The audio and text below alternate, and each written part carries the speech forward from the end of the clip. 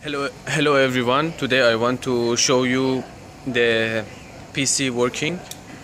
I am currently using DCM thanks to Dr. Tan from chemical department of our university. This is the Novec 649 that we have tested previously. Now it's spoiled because it got contaminated with the DCM, and currently the computer is running at 56 degrees Celsius. Here is how it is working. We have a wire and tube condenser, and then the heat exchanger is boiling the liquid, making the liquid to turn.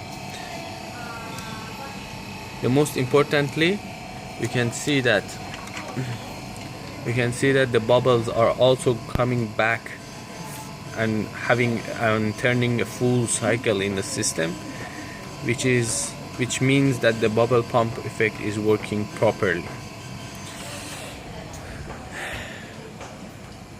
Finally.